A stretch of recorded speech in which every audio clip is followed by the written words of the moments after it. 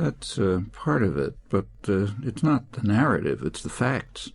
Indeed. Facts that have to be dealt with, and of course the way they're presented is a significant element of that. So we can agree that the narrative, as we are fed it, as we get it, is a fiction. I wouldn't say it's a fiction. Well, it's historical fiction. There's some relation to the facts, but presented through a highly distorting prism. Yes, in a moment I'd like to come to the media's role in the telling of this story. But let me be specific to Ireland, because we are greatly concerned here about our relationship with the United States of America. It's a long, historic relationship. Many of our immigrants went to America. We feel affection and indeed gratitude to the United States. Yet, in the present Middle East crisis, Shannon Airport is a stopover for U.S. troops. It may well have been used for extraordinary rendition flights, and people here are, in their souls, concerned about this. And I'm sure from the few days you've been with us, you understand their affection and respect for you as well. What are we to do? If politics is the art of the possible, what are our politicians to do in these circumstances? Well, first, I'd like to suggest a slight correction. When you talk about the United States, there are really two different meanings to that term. One is the U.S. government, the other is the U.S. population. Governments and population are quite different entities.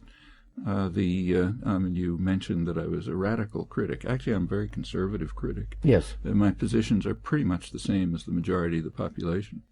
But there's a huge gulf between public policy and public attitudes. So sympathy for a country, its culture, its society, that's one thing. Sympathy for the government is something quite different. Totalitarians identify them, but we shouldn't. And as far as Ireland's choices are concerned, they are very much like those of everyone else in the world. The U.S. the U.S. government now is an enormously powerful and quite violent entity. And in a world where international affairs have a not slight resemblance to the mafia, yes, that means everyone has to pay attention.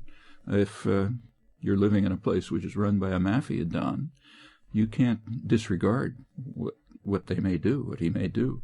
So, yes, Ireland has difficult problems. Shannon's a case in point.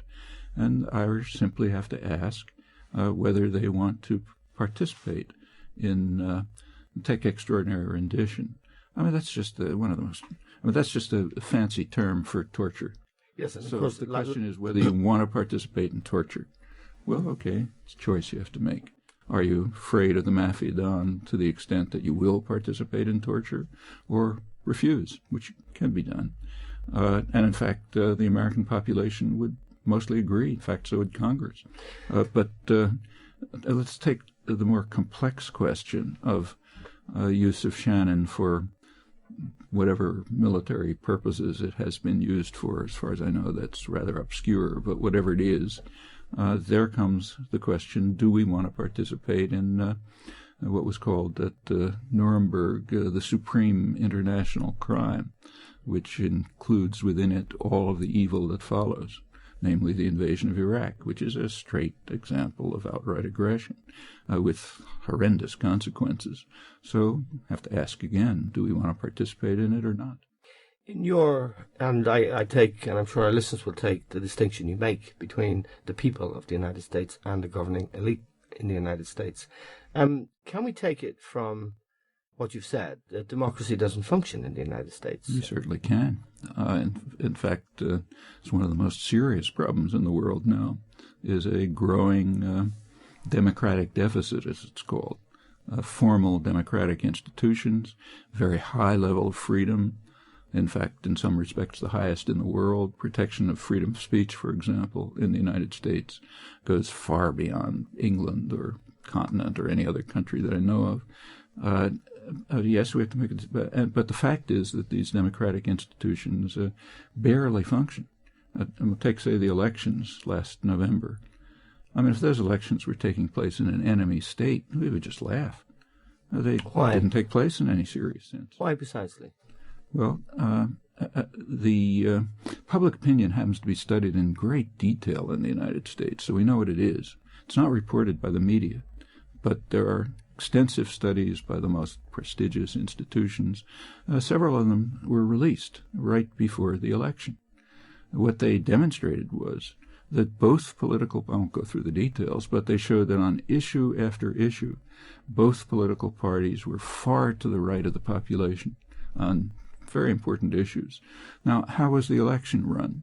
Well, the elections in the United States are run by the public relations industry. Yes, I want to get to that. I mean, the problem here is that you're alluding to would be surely that to become a candidate of either of the main parties, the Democratic or Republican Party, you would have had to have sold out, bought into things that were anti-democratic. That's part of it.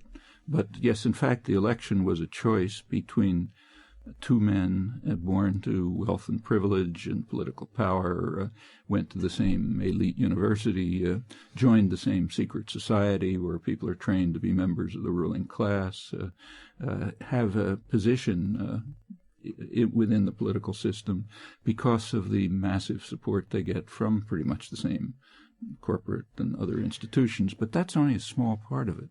When you get to the actual elections, they had about as much significance as television ads on selling toothpaste, which is not surprising because they're run by the same people.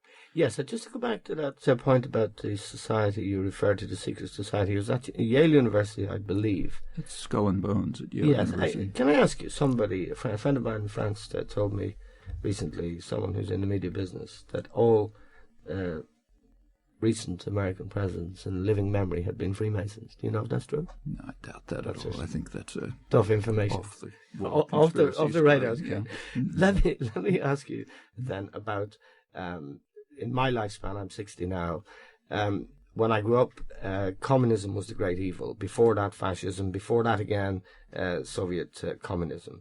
And therefore, it wasn't difficult for the United States of America and Britain and Western Europe to depict themselves as the good guys. So in the good guys versus bad boys narrative that we were sold at that point, it wasn't hard to depict the United States as a good guy. And communism and fascism were both defeated in their worst manifestations. You may correct me, of course, but let's take the two extremes, the Soviet Empire and the Nazi experiment, should we call it.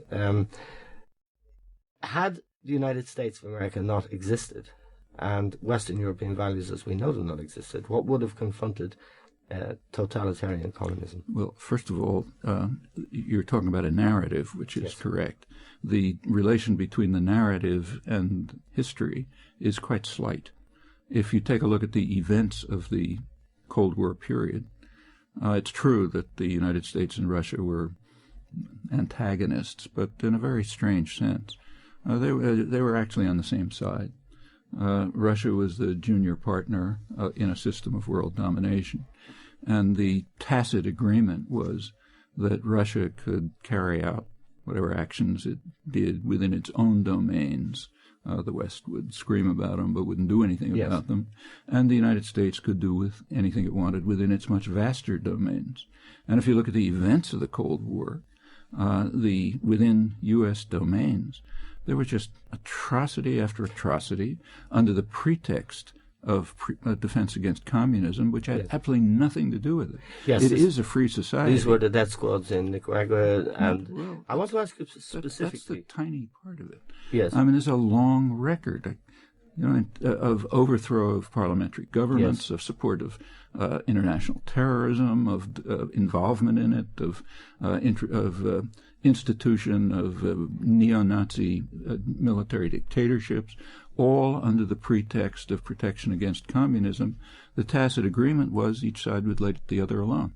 Yes. That's in fact, if you ask why, it's a very good thing that the Soviet Union collapsed. It was a monstrosity. But the facts are much different than what is described. Well, go into it if you like. But yes, I would ask you this, Professor Chomsky. Is the kind of democracy we have in our Western societies not anything more than the least bad option? No, there are much better options. You could have take, say, the United States again. I don't think it's outrageous to say that the United States could become as democratic as the second largest country in the hemisphere, Brazil. That's hardly a radical position. But in Brazil, they actually have elections in which the population can select and elect their own candidate.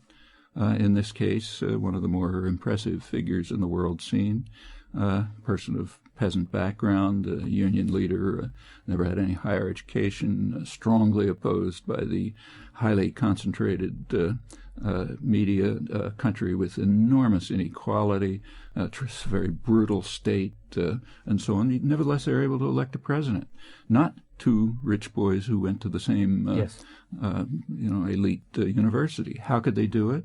Because they have a functioning democracy. The Workers' Party, whatever you think about it, is not just a candidate-producing organization. It's an ongoing, active institution in which people participate. There are mass popular organizations like the Landless Workers Movement, maybe the most important in the world, which are constantly at work, and so on. That's the basis for democracy. And interestingly, at this point, Professor Chomsky, a lot of Latin and South America has actually taken a turn politically to the left. Towards actual political participation by the mass of the population. Yes. It's not, is what happens in the United States the least bad? Not at all. This is much better. Let me ask you particularly about Colombia, because it has a resonance here also. We have had three Irishmen dubbed the Colombia Three.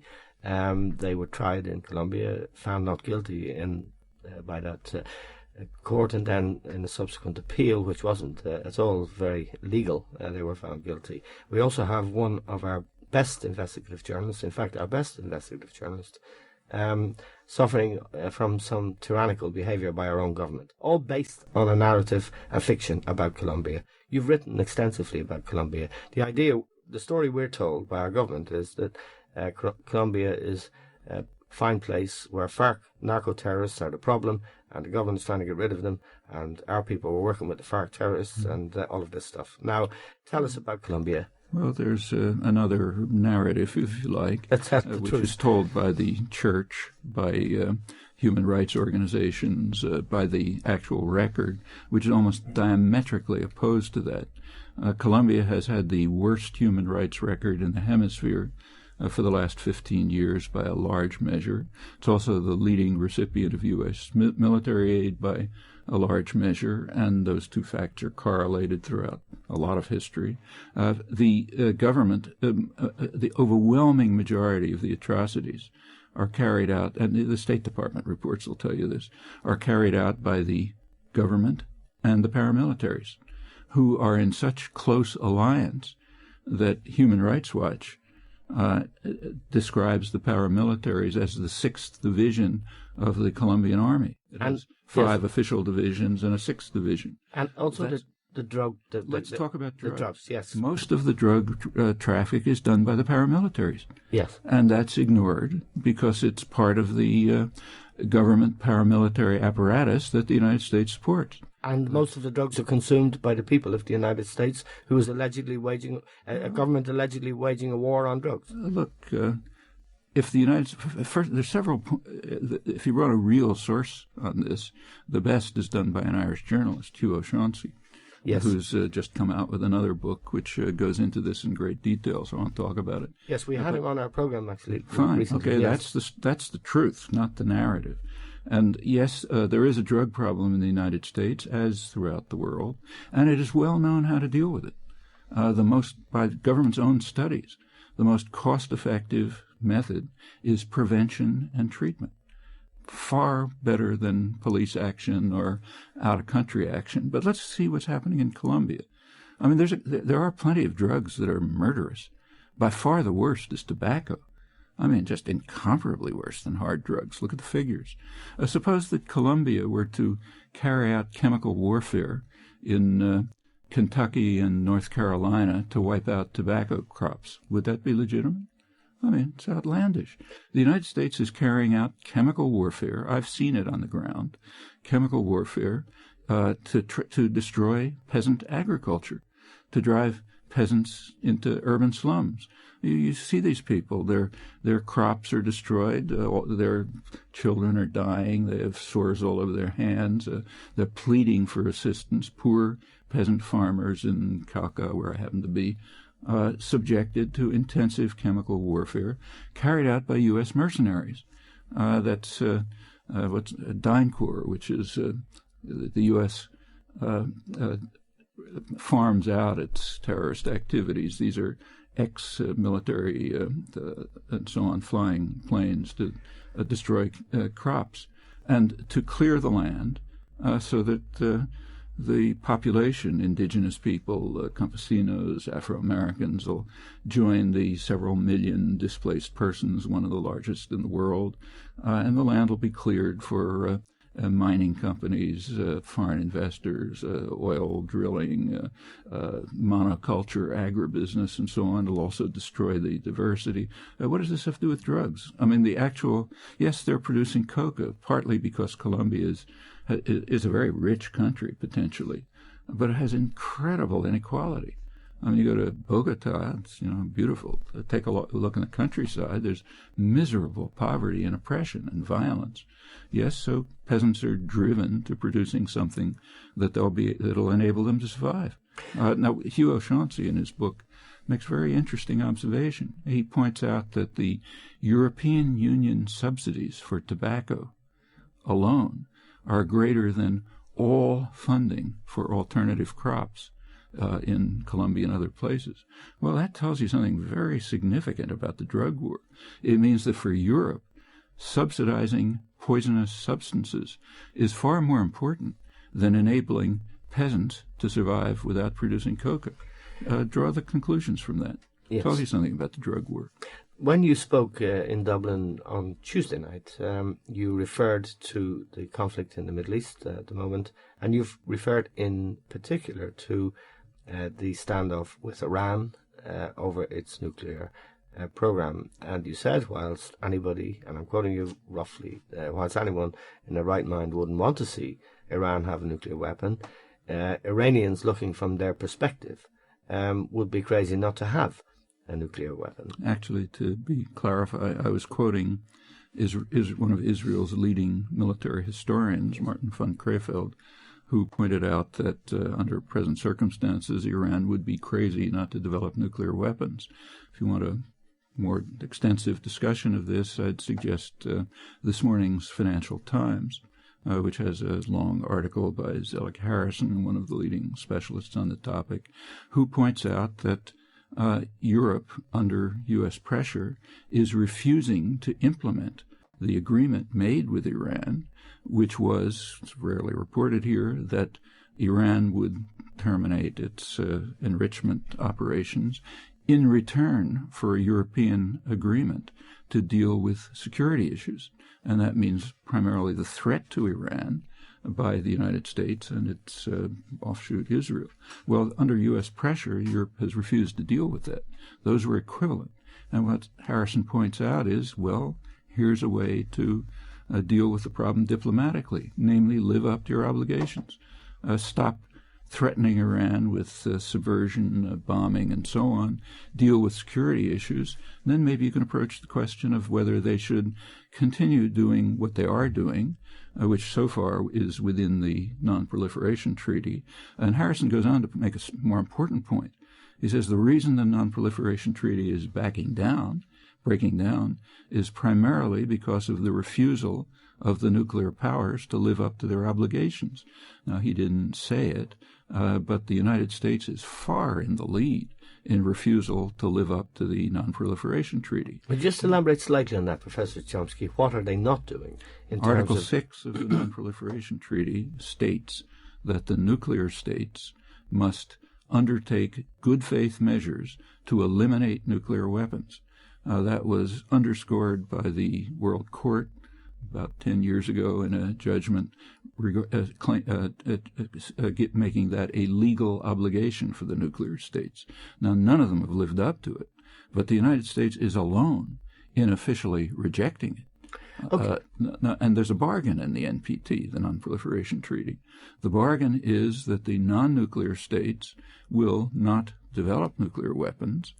In return, the nuclear states will facilitate their obtaining means to develop nuclear energy and will eliminate their own nuclear weapons. Now, as Mohammed al-Baradei, the head of the International Agency, pointed out, if one side doesn't live up to its bargain, the other side isn't going to either. Okay, we're going to take an ad break now and 8:30 News Bulletin, and we'll return with Professor Noam Chomsky after that. Welcome back to this special edition of The Breakfast Show on News Talk 106, and it's a great privilege and pleasure to have in the studio with us Professor Noam Chomsky, who's been in Dublin this week, and in front of large audiences.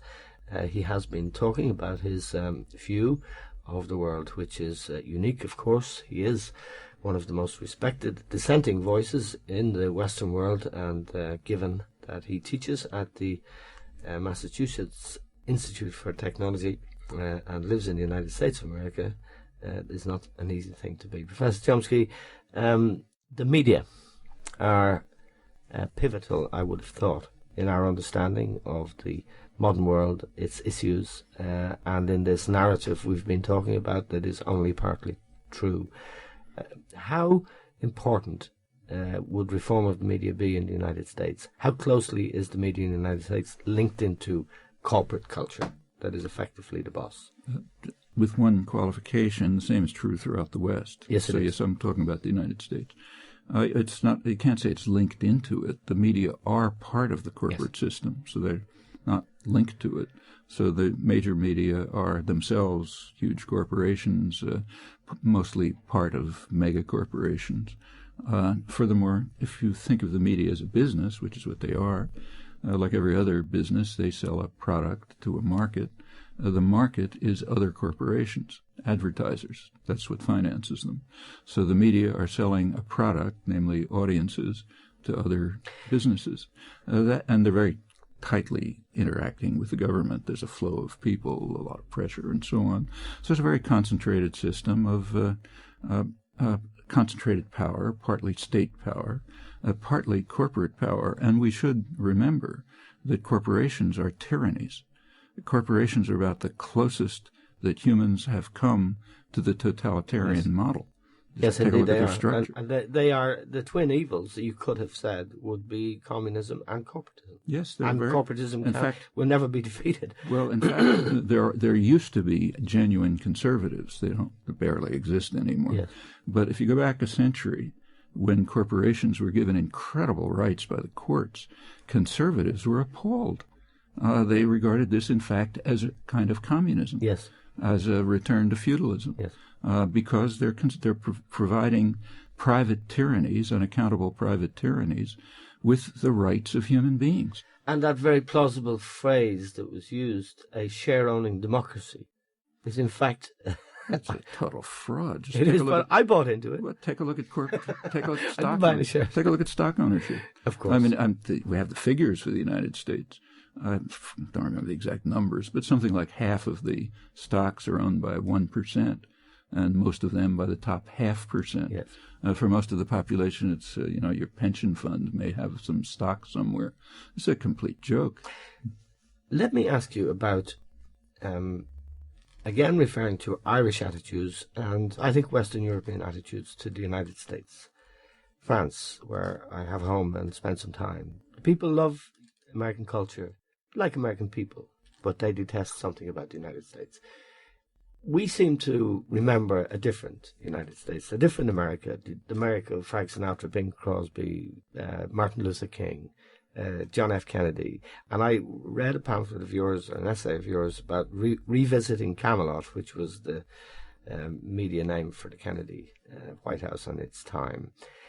Is the America of George Bush and now much more malevolent and dangerous than that sort of tapia-scented Kennedy, Martin Luther King time of 50 years ago? Well, again, I'd like to distinguish the state from the country, yes, always. So we're talking about the state. Answer is a very narrow political spectrum. The Bush administration is at an extreme end of it, but it's not very different. So the Kennedy administration was responsible for horrifying atrocities. Yes, terrorism, violence. It brought the world very close to nuclear war. Let's take Martin Luther King. The Kennedy administration didn't support King. No. They were finally forced to by public opinion. And then King was, right now we're just past the anniversary of King's Day, yes, yeah, yes. okay. What actually happened with Martin Luther King? He became the spokesperson for the civil rights movement, mass popular movement. And as long as King could be shaped as focusing on terrible sheriffs in Alabama, he was greatly applauded. But not what he actually said. I mean, remember the last several years of his life, Martin Luther King was trying to organize a poor people's movement. Yes.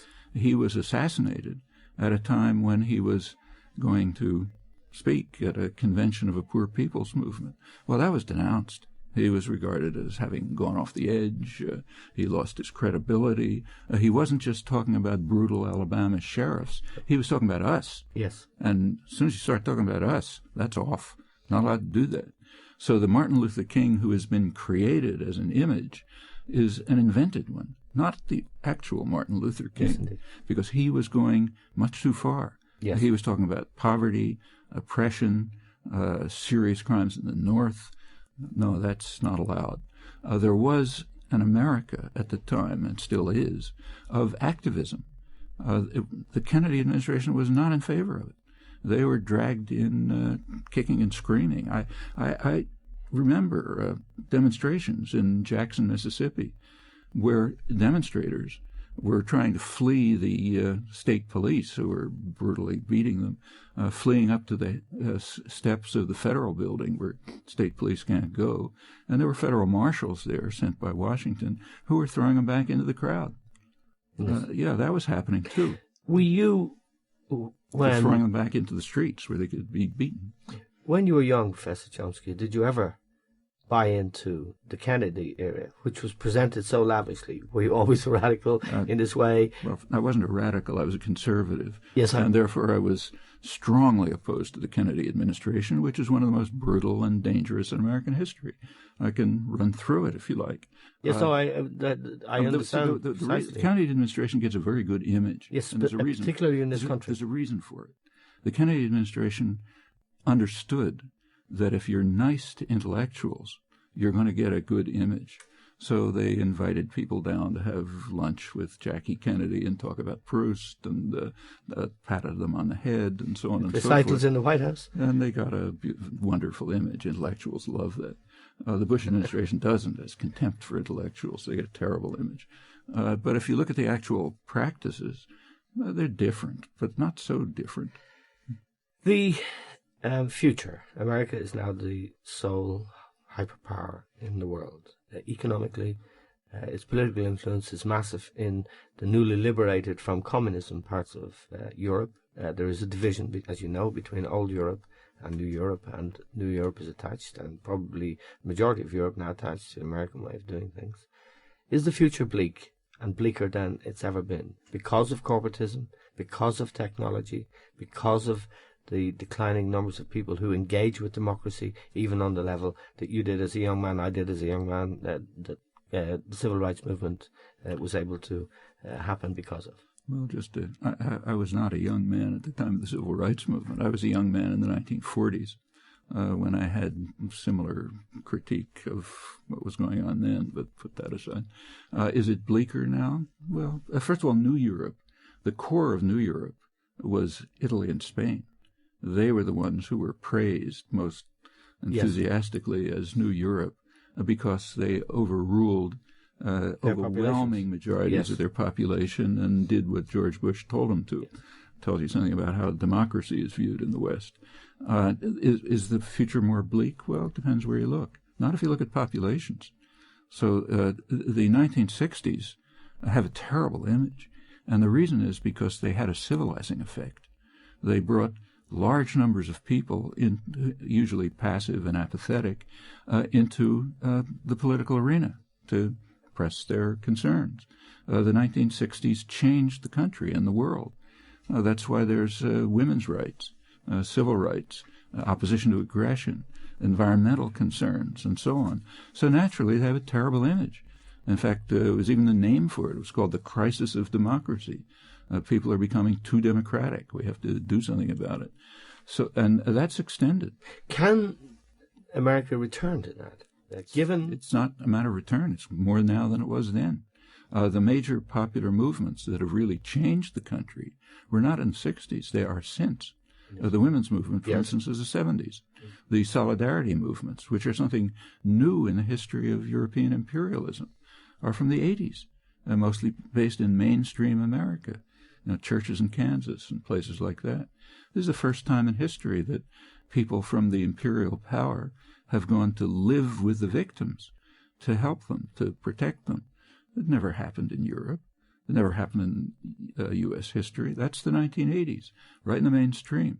The global justice movements, which are ridiculously called anti-globalization, are huge popular movements with real north-south interconnections, something completely new. It's the late 90s and the early part of the millennium. Yeah, those are very important developments. We, at this moment in this country, Professor Chomsky, have never known such prosperity. And it's hugely welcomed by most of us on one level. It comes, ironically, through corporations, American corporations, many of them, coming in here. Irish people have work now. They have the things they dreamed of materially. Yet, of course, lifestyle issues are there, and people are not having the time, the quality time with their families and all of that. It's very alluring for us, and we attribute most of it to the neoliberal economic agenda. Yeah, and that's pure propaganda. Yes. Ireland's wealth, for some of it, Ireland, not much of it, as you know, Ireland's wealth comes from the state sector, not from corporations. It's based on information technology, computers, internet, and so on. Where does that come from? It doesn't come from corporations. It comes from the state sector, the dynamic state sector on which the U.S. economy relies. Like my institution, yes. MIT, yes. which is, when I got there in the 1950s, they were under Pentagon contracts developing computers. Computers and the Internet, for example, were in the state sector for about 30 years before corporations entered on the marketing end. And that's the way the economy works. Does that make you an old-fashioned Keynesian, a believer in Keynesian economics? No, it's the right wing that's the believer in Keynesian economics. They are the ones who understand that the state sector is the core of innovation, entrepreneurial initiative, development, and so on. The basic way the economy works is that the costs and the risks are socialized through the state sector, research and development, and then the profits are privatized. Now, corporations do carry out entrepreneurial actions, but mostly toward the marketing end, not the hard basic development. That's paid for by the public. Whatever you think about these has no relation to capitalism or free markets.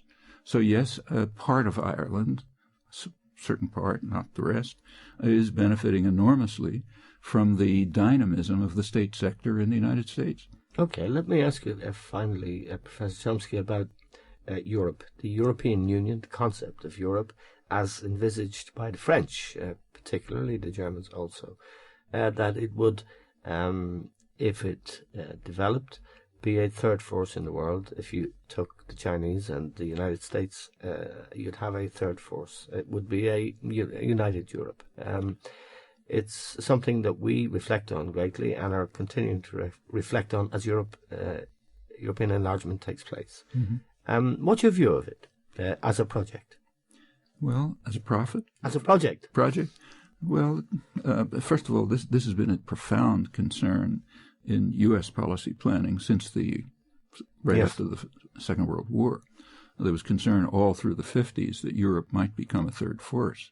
By about at the end of the Second World War, the United States had about half the world's wealth, enormous security, incredible power, much more than today.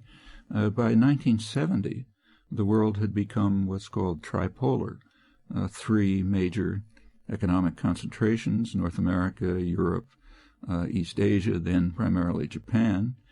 Since then, that's extended. By now, Northeast Asia is the most dynamic, fastest-growing economy in the world. It's still basically Japan, but also South Korea and increasingly China, with links to Southeast Asia and India.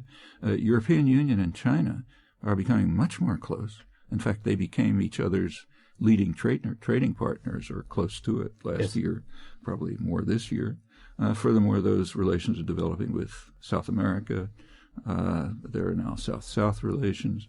The world is becoming far more complex economically, with the U.S. just one of many economic centers, more or less on a par.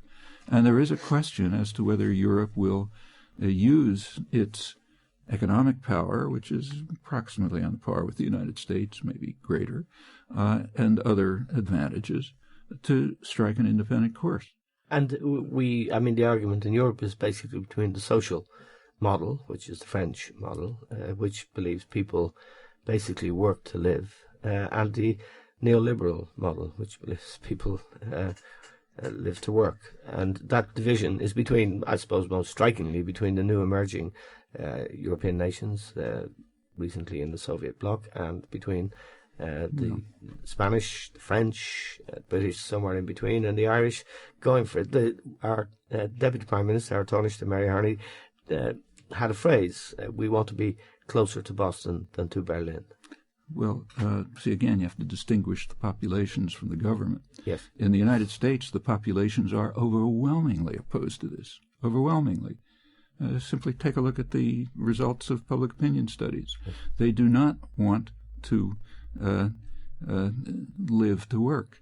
Right. These are elite attitudes. Yes. And in fact, they have been, economically speaking, a serious failure. There are very good studies of neoliberal economics.